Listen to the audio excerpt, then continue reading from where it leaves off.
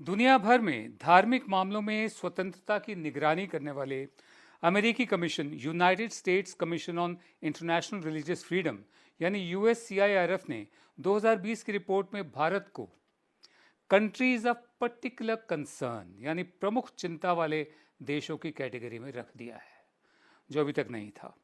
USCIRF ने भारत को पाकिस्तान, चीन, ईरान, उत्तर कोरिया, नॉर्थ कोरिया जैसे उन 14 देशों में शामिल किया है जहां धार्मिक आज़ादी, मजहब की आज़ादी, धार्मिक स्वतंत्रता का उल्लंघन होता है, उसको पालन नहीं किया जाता। ये संस्था वैसे सलाहकार संस्था है, इसके पास कोई एग्जीक्यूटिव पावर्स नहीं है। सलाहकार संस्था के तौर पर काम करने वाली यूएससीआईआरएफ ने आरोप लगाया है कि 2019 में भारत में धार्मिक स्वतंत्रता की दिशा में बड़ी गिरावट आई और धार्मिक जो अल्पसंख्यक हैं उन पर हमले तेज हुए। जब हम धार्मिक अल्पसंख्यक कहते हैं तो हमारा सीधा साधा मतलब मुस्लिम समाज से भी है और क्रिश्चियन से भी है, मुस्लिम समाज से ज़्यादा है। रिपोर्ट में कहा गया कि 2019 में बीजेपी की दोबारा सत्ता में आने के बाद सरकार ने ऐसी नीतियां बनाई हैं, भारत की सरकार ने, जिनसे धार्मिक जो आज़ादी है उसका उल्लंघन हुआ है, खासकर मुसलमानों के खिलाफ। रिपोर्ट में नागरिकता संशोधन कानून यानी सिटीजनशिप अमेंडमेंट एक्ट और NRC national register for citizens का भी जिक्र किया गया है। गृह मंत्री अमित शाह ने जो प्रवासियों को जो जो जो बाहर से आए हैं हटाने के लिए टर्माइट्स यानी दीमक वाले बयान का भी जिक्र किया कि हम ये जो दीमक घुस आए हैं, घुसपैठी है, उनका आशय साफ था किस धर्म की तरफ इशारा कर रहे हैं, हम उनको भी निकाल कर एक एक को निकालेंगे। आपको हम यही बता दें कि यूएससीआईआरएफ के 10 सदस्यों में से 3 सदस्यों ने भारत का नाम इस लिस्ट पर डालने पर असहमति जताई, 7 सदस्यों ने सहमति जताई। मेरे साथ हैं एम्बेसडर तलमीज़ अहमद, आप ओमान में हमारे एम्बेसडर रहे हैं, सऊदी अरेबिया में रहे हैं, यूनाइटेड अरब एमिरेट्स में रहे हैं। तलमीज़ साहब, बहुत बहुत शुक्रिया अपना वक्त हमें देने के लिए। मेरा पहला सवाल आपसे ये है कि ये जो यूएससीआईआरएफ है इसकी सिफारिशें हालांकि बाइंडिंग नहीं है, कोई भी सरकार या कोई भी सरकारें बाध्य नहीं हैं, बाइंडिंग नहीं है, कमीशन सिर्फ सलाह दे सकता है, लेकिन भारत को धार्मिक आज़ादी के उल्लंघन के मामले में, वायलेशन के मामले में पाकिस्तान और उत्तर कोरिया की कतार में खड़े करने वाली इस रिपोर्ट को आप कैसे देखते हैं? कि ये हमारे देश के लिए एक बहुत ही बुरा डेवलपमेंट है। इंडिया का एक जो मॉडल रहा है आज़ादी से और उसके आगे, वो ये है कि हम एक डेमोक्रेसी हैं, हमारे यहाँ फ्रीडम है, राइट्स हैं और हमारे यहाँ एक अकोमोडेटिव अप्रोच यानी कि प्लूरलिस्टिक अप्रोच हमारे यहाँ रही है।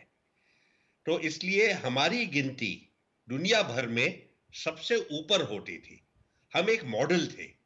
हमारे यहाँ ऐसा था कि हमारे यहाँ डेमोक्रेसी भी है, प्लूरलिज्म भी है और इकोनॉमिक डेवलपमेंट और टेक्नोलॉजिकल डेवलपमेंट भी है। तो एक डेवलपिंग कंट्रीज के लिए हम एक बहुत शानदार मॉडल थे। ये पूरा जो हमारा स्टेटस था वो बिल्कुल कमजोर हो चुका है और ये हमारे लिए एक बहुत संजीदगी की बात है। जी जी, मैं आगे बढ़ता हूँ। यूएससीआईआरएफ ने धार्मिक उल्लंघन के लिए, जो वायलेशन होता है धर्म की आज़ादी का, मज़हब की आज़ादी का, उसके लिए जिम्मेदार भारतीय अधिकारियों और एजेंसियों के खिलाफ कार्रवाई की मांग की है। वहीं भारत ने इस रिपोर्ट को खारिज कर दिया है। जो हमारी मिनिस्ट्री ऑफ एक्सटर्नल अफेयर्स है उसके स्पोक्स पर्सन है अनुराग श्रीवास्तव, उनका कहना है कि अमेरिकी ये जो कमेटी है इसका ये पक्षपातपूर्ण बयान कोई नया नहीं है, लेकिन इस बार गलत बयानी नए स्तर पर पहुंच गई है। आपको बता दें कि यूएससीआईआरएफ ने बीती फरवरी में दिल्ली में हुई हिंसा पर चिंता जाहिर करते हुए धर्म विशेष, जब मैं धर्म विशेष कहता हूँ सीधा साधा मतलब मुसलमान से है, धर्म विशेष के लोगों को निशाना बनाए जाने का आरोप लगाया था।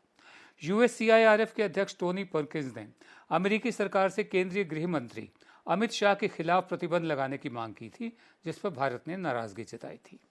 आपको ये भी बता दें कि सन 2004 के बाद ये पहली बार है जब यूएससीआईआरएफ ने भारत को इस लिस्ट में डालने की वकालत की है।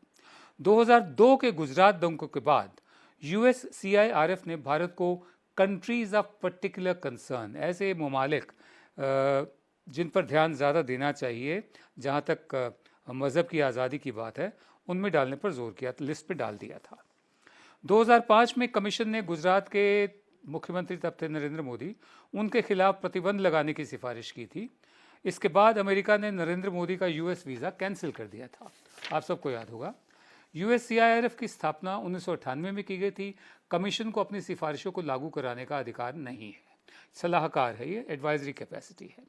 अमेरिकी विदेश मंत्रालय भी जो यूएससीआईआरएफ है उसका जो प्रस्ताव है, उसकी जो पेशकश है, जो तजवीज़ है, उसको मानने के लिए बाइंडिंग नहीं है, बाध्य नहीं है। तलमीज़ साहब, मेरा दूसरा सवाल आपसे ये है,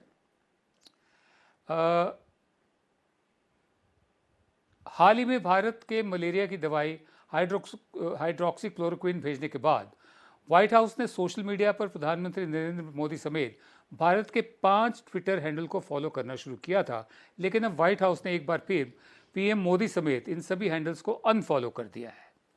ये जो रिपोर्ट आई है, यूएससीआईआरएफ की ताज़ा रिपोर्ट और व्हाइट हाउस का ये कदम कि ट्विटर को अनफॉलो कर दिया प्राइम मिनिस्टर के, ये महज इत्तेफाक है या इसमें आप कुछ देखते हैं?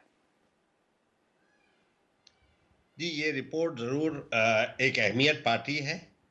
इसका काफ़ी इन्फ्लुएंस है, लोग इसको पढ़ते हैं और इसका असर होता है। और जिस कैटेगरी में हम पहले थे जी, उस कैटेगरी से हम हट चुके हैं, और जिस कैटेगरी में हम आ गए हैं वो एक हमारे लिए कोई शोभा नहीं देती। कई कई बातें थी पहले, क्रिटिसिजम्स हुए थे इंडिया के बारे में 2002 के हक से, वहाँ पे कम्युनल राइट्स के बाद, और मोदी जी के खिलाफ कुछ अमेरिका ने वीज़ा रिस्ट्रिक्शंस भी किए थे। तो उसके बाद लगा था कि सुधार आ गया है।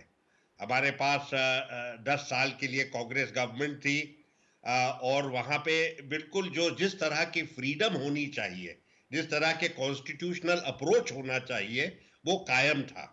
और जो मोदी जी के पहला टर्म था, उसमें भी ऐसा लगा कि ज्यादातर उनका असर और उनका जो फोकस होगा वो डेवलपमेंट पे होगा।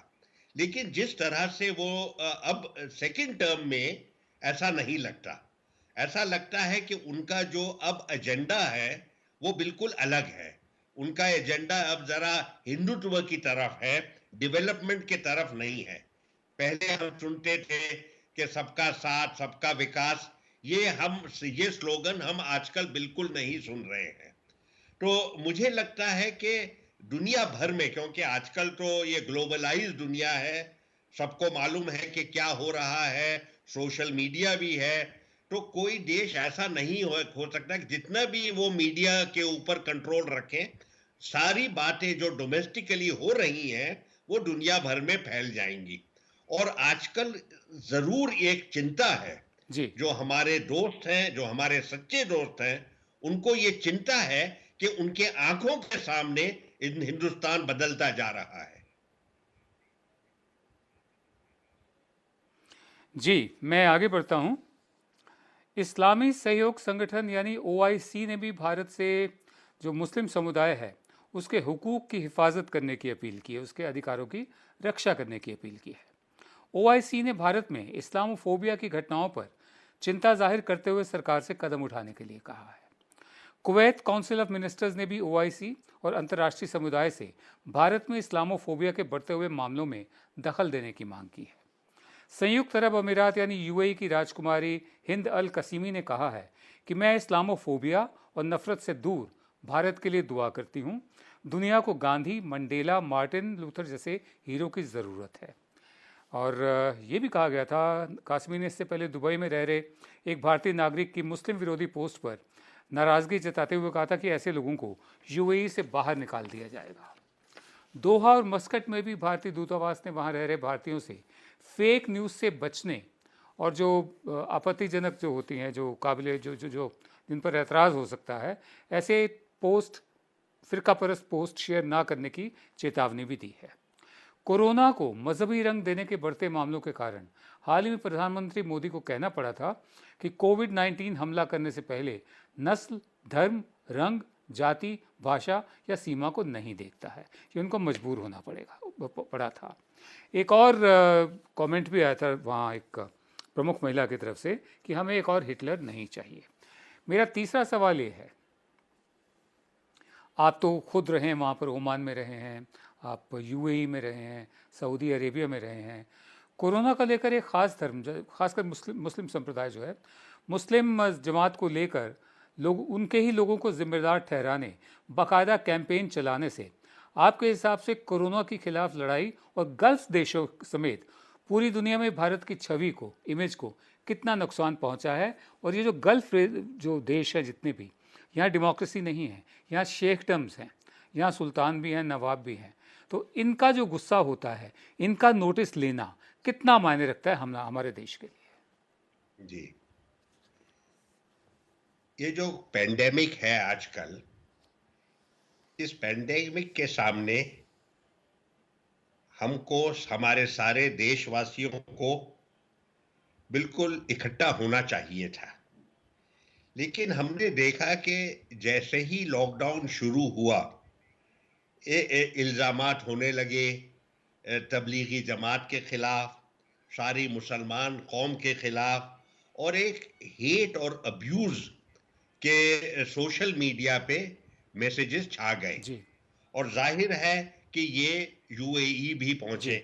ये नई बात नहीं है। नई बात ये है कि यूएई के जो वहां के बाशिंदे हैं, वहां के जो सिटीजन हैं, वो ये मैसेजेस पढ़ने लगे। अब तक ये मैसेजेस जो पहले जाते थे, और आपको मालूम है कि हजारों की तादाद में ऐसे हेट मैसेजेस और फेक न्यूज की एक फैक्ट्री है दिल्ली में और हमारे यहाँ, और वो बिल्कुल रोज चर्न आउट होते हैं और फिर वो रिपीट होते जाते हैं। नई बात ये है कि ये आजकल पूरे खलीज के इलाके में अब पढ़े जा रहे हैं, और जाहिर है कि लोगों को ये नागवार गुजरा है। ये एनलाइटेंड देश हैं, ये मॉडरेट इस्लाम को सपोर्ट करते हैं, लेकिन उनको ये काबिल बर्दाश्त नहीं है कि एक कौम को आप पकड़ के इतना जलील करें। ये काबिल बर्दाश्त नहीं है। तो इस वजह से अगर आपने उनके जवाब देखे, उनके जो मैसेजेस देखे, वो बहुत ही लोकी हैं, और हमारी ही सभ्यता के बारे में हमको समझा रहे हैं कि आपका देश गांधी जी का देश है, आपका देश एक डेमोक्रेसी है, आपका देश एक प्लूरलिस्टिक सोसाइटी है। आप इसको मत भूलिए, आप किसी एक कौम को जलील मत करिए। ये हमको ये लोग समझा रहे हैं। मैं कहूंगा कि ये एक बात अब फैल गई है। अब तक इनको लगता था कि इंडिया एक मॉडल है, इंडिया एक डेमोक्रेसी है, और ये मॉडल हमारे लिए बहुत अहमियत पाती है। लेकिन जो आजकल हुआ है उसका एक बहुत ही बुरा असर हुआ है, क्योंकि ये लोग अब हमारी सच्चाई देखने लगे हैं पहली दफा। तो मुझे नहीं लगता कि ये बिल्कुल मामूली मामला है। मुझे नहीं लगता है कि ये एक ओवरनाइट मामला है जो कल परसों खत्म हो जाएगा। इसका एक बहुत ही गहरा घाव पूरे खलीज भर में पहुंचा है, और इसके लिए हमको फिर अपने देश में सुधार लाना पड़ेगा। ये डिप्लोमेसी का मामला नहीं है, ये मामला है पॉलिटिक्स का। ये जो हमारे लीडर हैं, उनको बुनियादी तौर से अपना अप्रोच बदलना पड़ेगा।